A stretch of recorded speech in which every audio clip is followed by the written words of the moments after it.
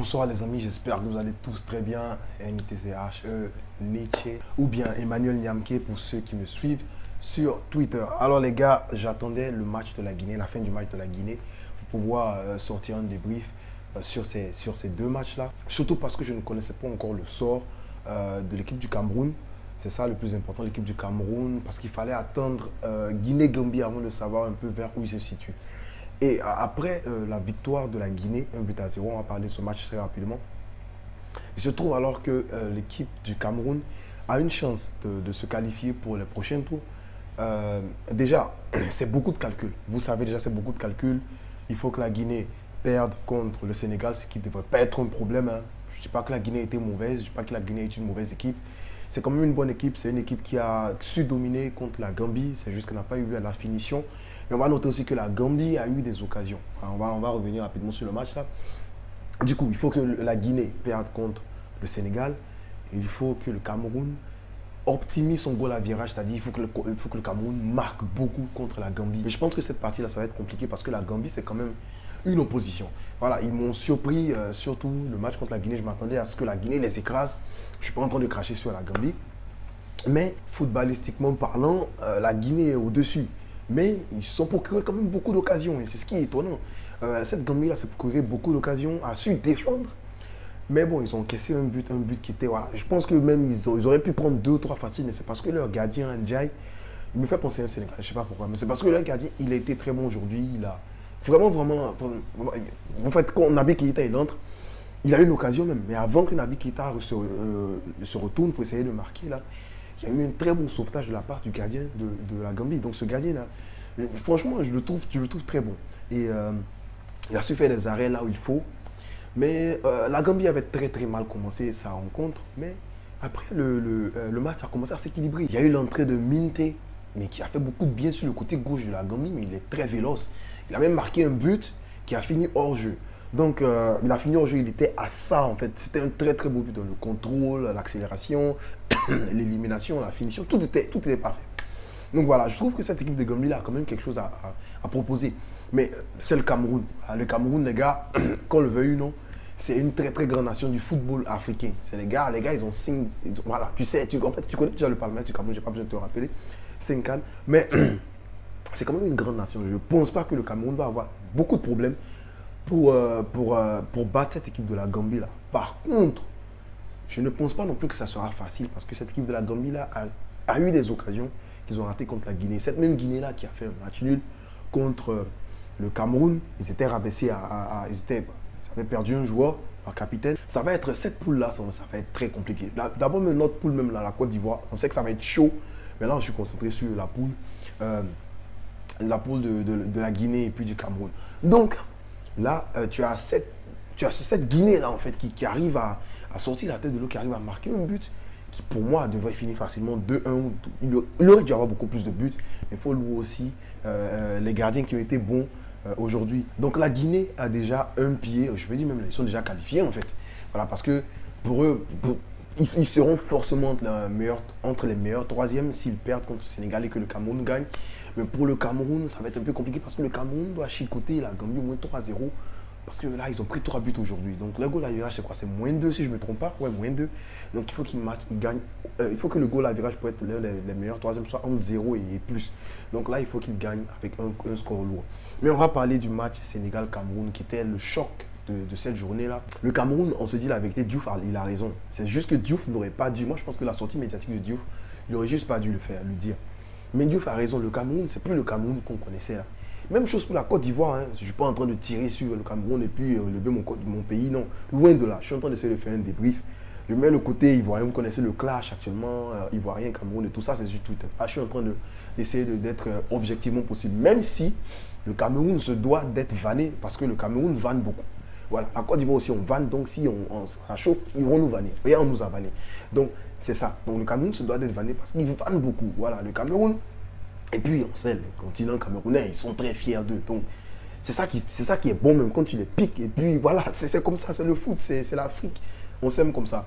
Donc amusez-vous, hein, vannez-vous en commentaire. Moi, je vais lire et puis je vais rire.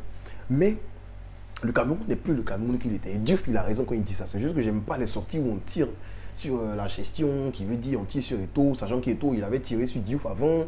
C'est trop de parce les gars. Les autres, ils ne font pas sans eux là-bas. Les Européens, c'est rare qu'ils font sans eux. Donc pourquoi c'est nous toujours, on va tirer, Diouf va tirer sur non, on n'a pas besoin de ça. Mais le Cameroun n'est plus l'équipe qu'elle était. On se dit la vérité. Avant, le Cameroun faisait peur. Maintenant, tu as des équipes qui viennent et puis qui jouent décontractés. Même chose qui va arriver pour la Côte d'Ivoire contre la Guinée équatoriale. Eux, ils sont déjà qualifiés, mais ils vont jouer décontractés parce qu'ils savent que ce n'est pas la Côte d'Ivoire 2015, 2018, ce n'est pas la génération dorée. Nos gars ici, là, eux, ils jouent doucement, doucement ballon. Mais dans ce match-là, déjà en premier mi-temps, j'ai trouvé le Cameroun inexistant. C'était une correction. Leçon de foot. Mais alors, je vois les gens dire sur Twitter que le Sénégal me rappelle City de Guardiola. Non, c'est pas ça que le Sénégal a joué.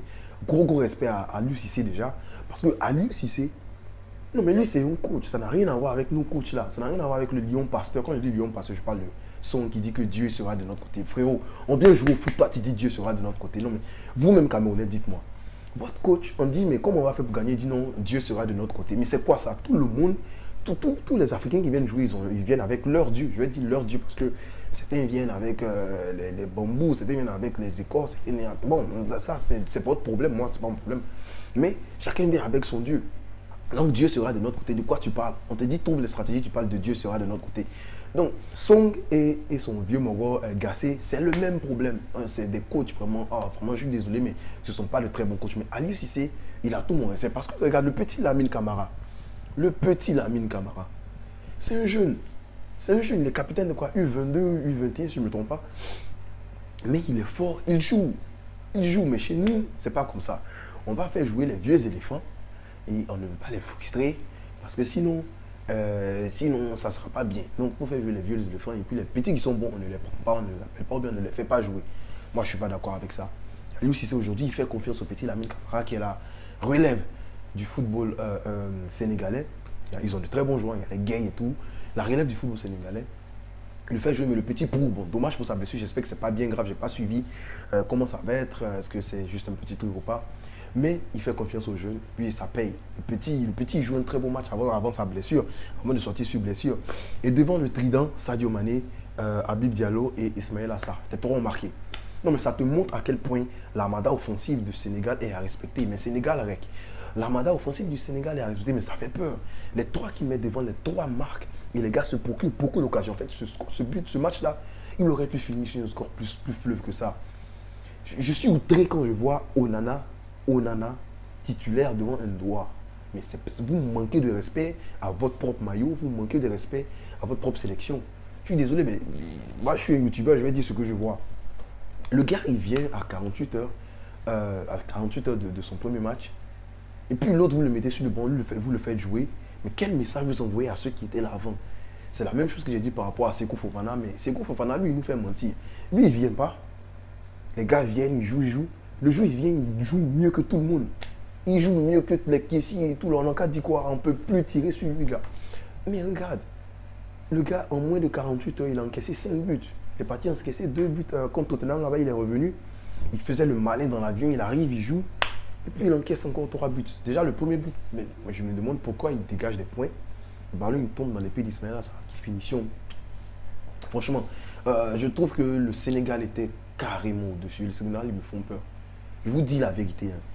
Dans ma tête actuellement, après la première et la deuxième journée, un peu deuxième journée qu'on a vue là, les équipes qui sont favoris, là, Maroc et facilement Sénégal. Les autres, ben, voilà, ils sont bons, ils sont peut-être troisième et tout, mais les deux là, c'est clair et net. Ces gars sont forts.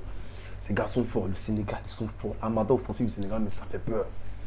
Ben, déjà, il y a le but du Cameroun qui est arrivé et qui a donné l'espoir aux Camerounais. J'ai vu le visage des lions indomptables.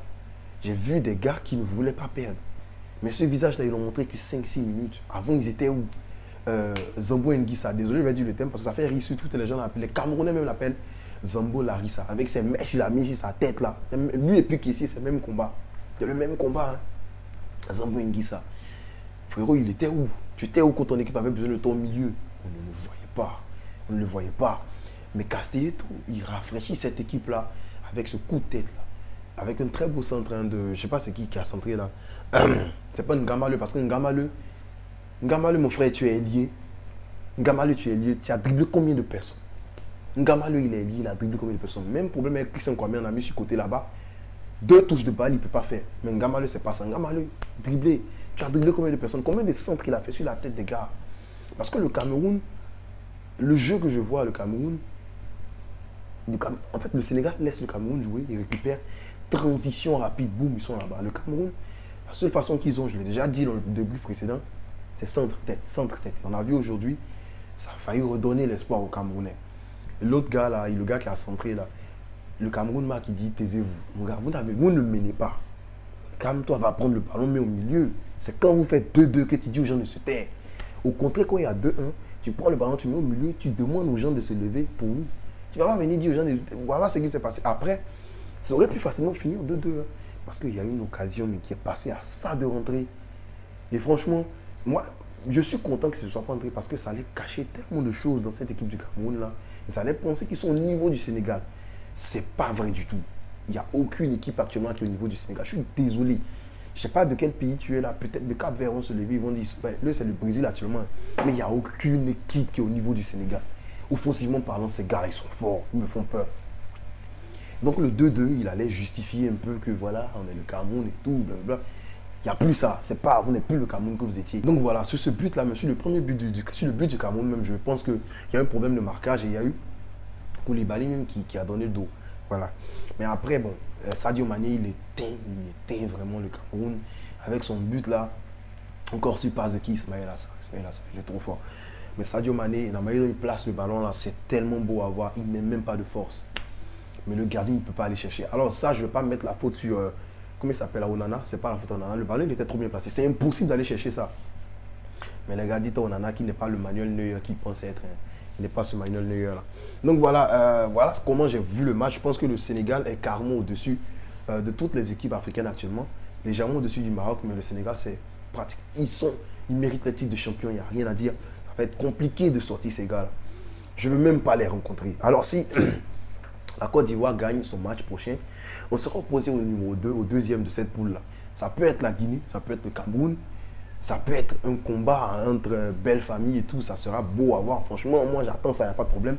Ça peut être ici la Guinée. La Guinée, ils font quand même peur. On se dit la vérité, la Guinée, ils sont solides. Hein. Diakabi, très très bon, très solide. Ça ne m'étonnerait pas s'il est l'homme du match même de la Guinée contre la Gambie. Diakabi, il est solide. Donc Diakabi, Elaïs Moriba ne me fait pas peur, mais on a retrouvé Naby Keïta aujourd'hui qui a été ovationné par le public. Parce que c'est depuis octobre que Naby Keïta n'avait pas joué au foot. Mais là, il est revenu et il fait plaisir. Il fait plaisir. Il a failli même marquer. Hein. S'il n'avait pas été gourmand, il aurait pu faire la passe. Quelqu'un d'autre allait marquer. Mais bon, Naby Keïta voulait marquer. Mais ça fait quand même longtemps qu'il a joué. 3 à 4 mois. Il est de retour. Et voilà, la Guinée est en train de monter en puissance. Et franchement, j'aime voir ça. Franchement, cette canne-là, je suis désolé, mais c'est la meilleure. Non, je ne vais pas être désolé. C'est la meilleure des cannes. Ce qu'on est en train de voir là, les scénarios, c'est très bon à voir. C'est très très beau à voir. Donc, merci d'avoir suivi les débuts, les gars. Je ne vais pas trop m'attarder là-dessus parce que j'ai tellement de choses à dire, mais je ne peux pas, voilà, je peux pas rester plus longtemps. N'oubliez pas de commenter, partager et puis liker. Dites-moi en commentaire, c'est pour vous, c'est qui le top? Moi, je vais dire facilement Ismaël Assar. Je peux dire Sadio Mané parce qu'il a pesé sur la défense camerounaise, mais Ismaël Assar. Peace.